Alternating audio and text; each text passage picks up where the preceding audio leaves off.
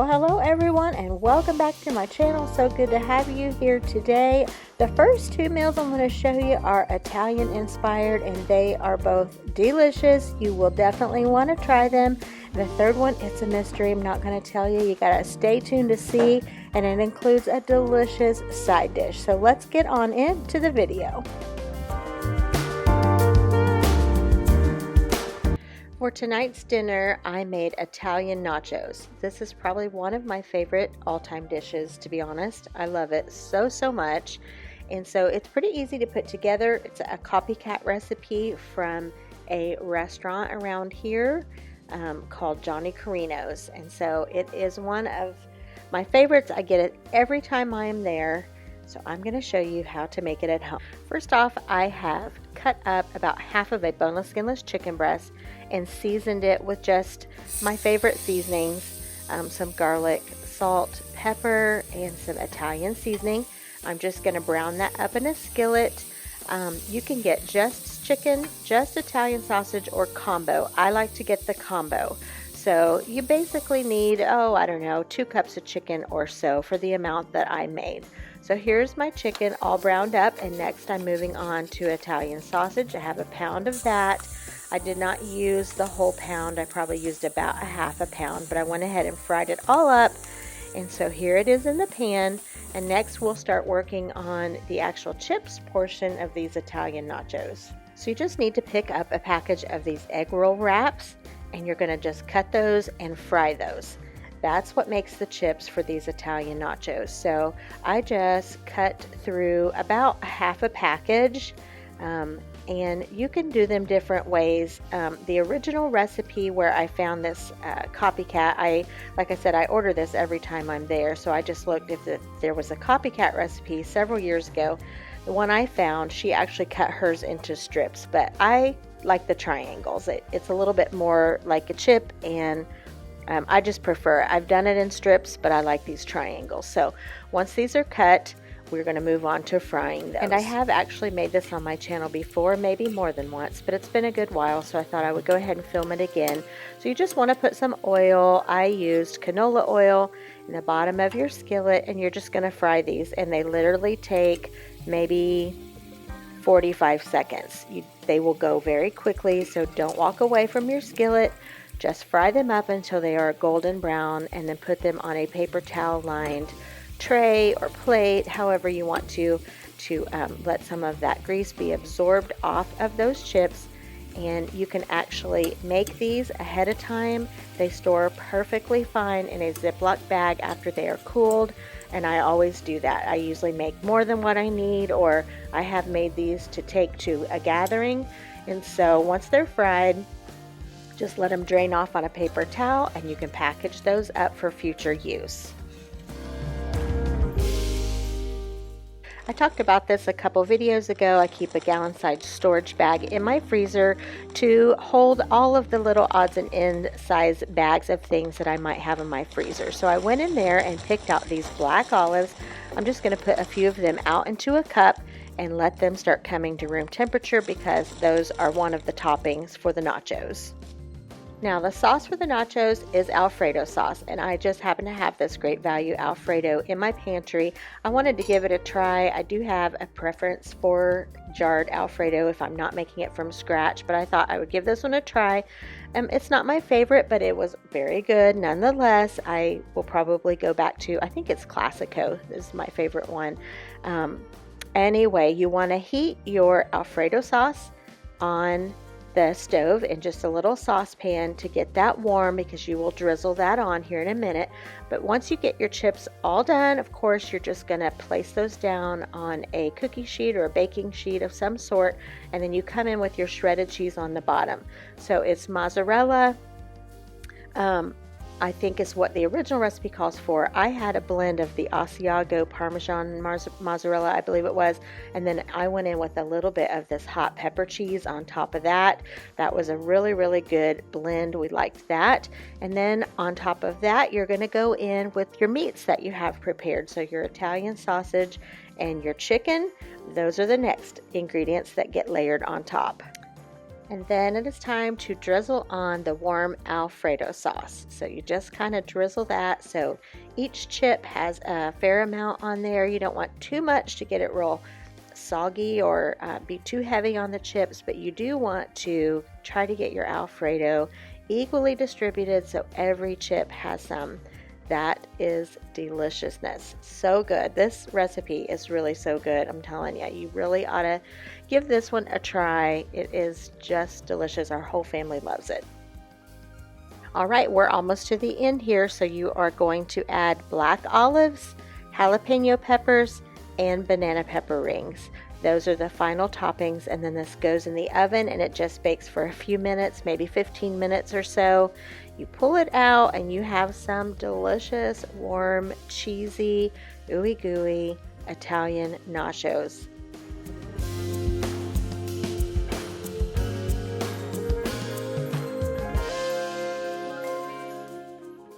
Now before I plate these up, I'm going to put a little bit of black pepper on the top, come in with some of the grated Parmesan cheese, and we are ready to make a big old plate of these. I'm going to get these plated up here and show you the final product.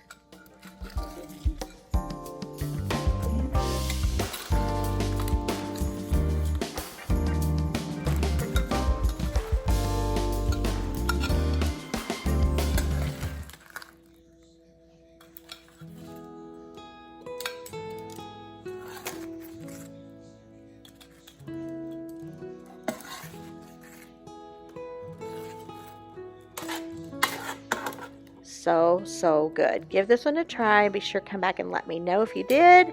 I hope you would love it as much as we do. It is so good.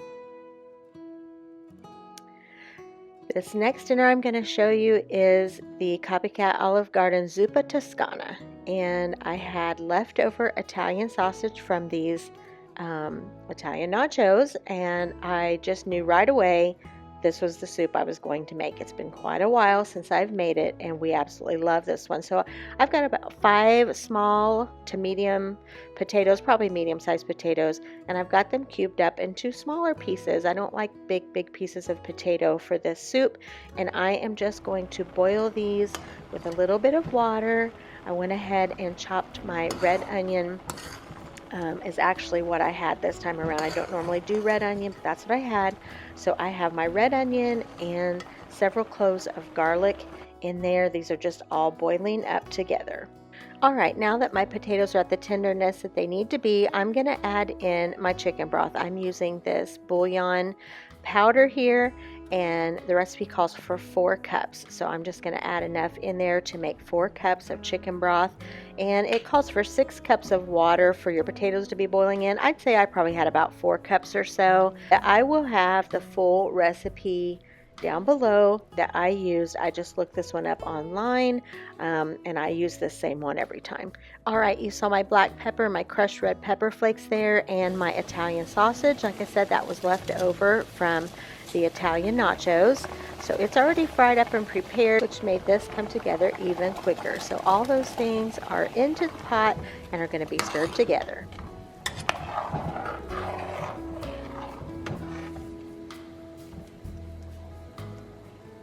All right, and we're down to the last couple ingredients. You've seen me be working with this frozen kale. This came out of our garden, and it was just preserved by freezing it in these gallon-sized bags here. So I am putting in a couple cups of that.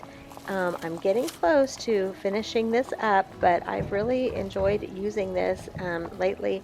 I've just had several recipes that needed some spinach or kale. This one actually calls for kale. So yeah, I've been being able to get this used up, which I've been wanting and attempting to use things from my fridge, freezer, and pantry lately. And so this was one thing that I had on hand already, and so that got stirred in as well. We are going to put in a little bit of bacon pieces. The recipe calls for some regular fried bacon, maybe 6 slices or so. I'm just using what I had. I did not fry up any bacon for this. And then the last thing was the 1 cup of heavy cream. Just stirring that in. That's what gives it the delicious creaminess in the soup. This one is so simple, such few ingredients, but really packs a flavor punch. My husband went on and on about this one. He said it was the best one I had ever made. And I have to agree, it was pretty delicious. We just topped ours with some of that shaved Asiago Romano blend that I had there and a few more crushed red pepper flakes. It was so delicious.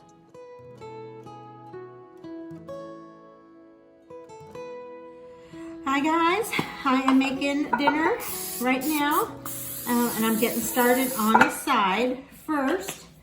And this is how I make corn casserole. So spray your baking dish and just put everything in and mix it in there. This is a recipe that I got when I was actually in high school. I graduated in 91, and so I got this recipe then. It's an old one, but it's a really good one. So in my dish, I just put some corn that was left over from a new recipe that I tried. It was called honey butter skillet corn.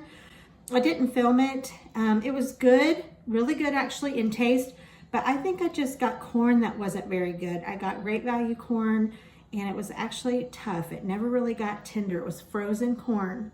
And my daughter-in-law said she has had that with Great Value frozen corn and has kind of stopped buying that.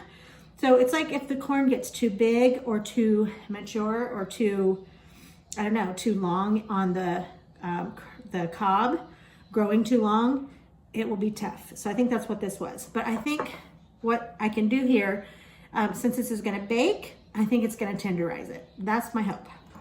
I'm using also a can of cream style corn. So you use a can of whole kernel. Yes, this is a little bit more, but it's gonna be fine. And then you put in a can of cream style corn. So let's get that in there now. Like I said, I got this recipe when I was in high school. A sweet friend, probably my best friend through high school, invited me over for dinner one night. We were actually working on a project, and so she said, just stay for dinner, and I did. And she made this and another really good dish. I've never showed that on my channel. I'm gonna have to do that sometime, a really good chicken dish. So I wrote this recipe down when I was in high school, and this is the one I've made for years. So 1 can of whole kernel, undrained, 1 can of cream style, 1 box of the Jiffy cornmeal mix, cornbread mix, whatever it's called here, corn muffin mix technically. Use 2 eggs and some sour cream. I will have the exact measurements listed below in the description box, so be sure and check that out. All right, I'm gonna get my eggs and sour cream. All right, going in with the 2 eggs.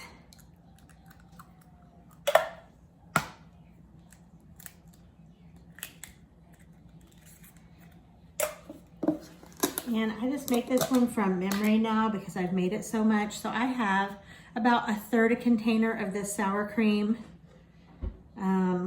Maybe it's probably about almost a cup.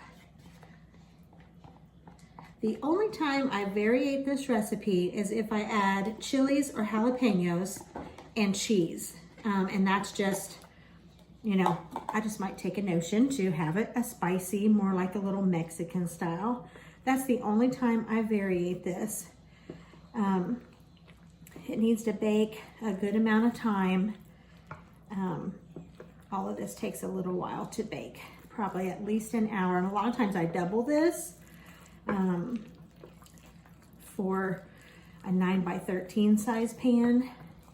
And it really has to have plenty of time to bake because sometimes I bake it according to the time and it just doesn't feel like it's set up really well in the center. So anyway, like I said, look below and I'll have this whole recipe typed out for you with the exact measurements and time frame for baking, etc. All right, now since my whole kernel corn didn't have a lot of liquid, I'm just gonna look at this and see if I think it needs a little bit more. You could put in a little water, you could put in a little milk, but I'm thinking this looks good. I'm not seeing a problem here. Okay, yeah, this looks great. So I'm gonna bake this as is. And this is gonna be a great side tonight to go with our dinner, which I will get to here in just a second. All right, into my skillet here, I have about 2 tablespoons of butter into a skillet that was sprayed really well with cooking spray. That helps me to not have to use as much butter. And then I am just going to slice this onion into here and just let it start frying up. I'll just kind of break them apart as I put them in there. It's a mystery what I'm making for our main dish tonight. It's a mystery. I haven't told you yet. You want to take a guess? I'm frying some rings of onion or some onion. It doesn't have to be in rings. And then I'm going to fry something else with it. What do you think I am making tonight?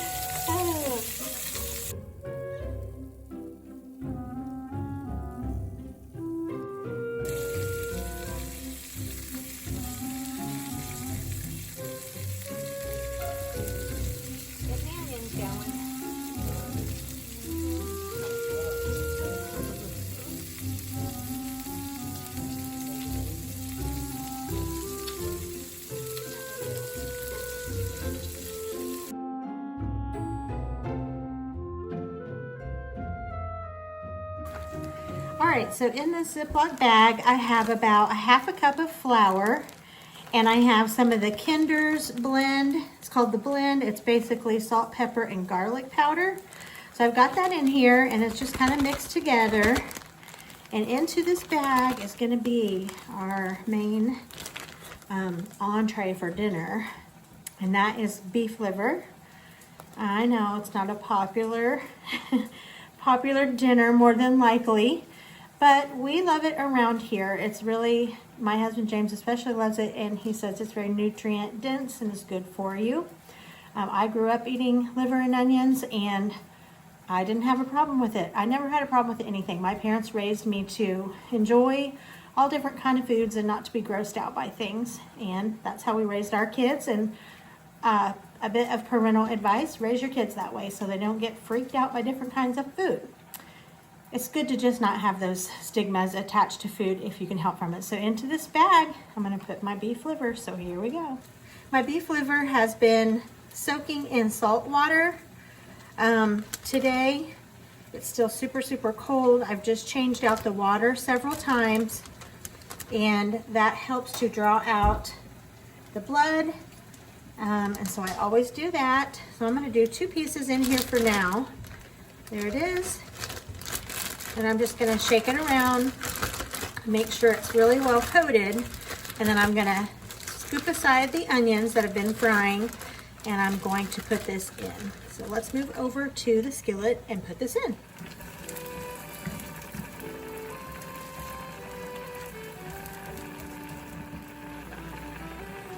Here we go.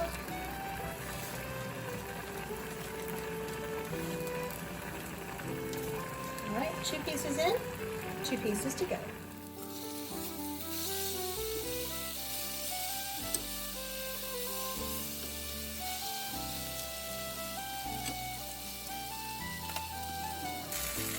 All right, I've got this turned over, and now I'm just going to add a little bit of water, and that will steam it and tenderize it as it's continuing to cook. Once you add your water, just don't move it for a little while. All right, the corn casserole is out of the oven, and then I just take a couple tablespoons of butter and I just kind of dot it around on the top, sprinkle it with some pepper, and it is ready to go. This is going to be so delicious. I haven't made this in a while, so I'm looking forward to this. All right, here it is, all plated up. I've told you guys before, we have our own beef. We raise our own beef, and that is what this liver is from. So when you buy it at the store, it's definitely thinner. It's not as thick. I'm sure that's just the way this was processed at the butcher. Anyhow, it was very, very good. It was very tender. Liver and onions, green beans, some corn casserole, and cottage cheese. That's what we had for dinner tonight. If you like liver and onions, tell me in the comments below. Thank you so much for tuning in, guys, for another look at what we've been eating around here. If you enjoyed this, give it a thumbs up. I'd love to have you around here. If you haven't subscribed, just hit the red subscribe button, and I'll see y'all next week.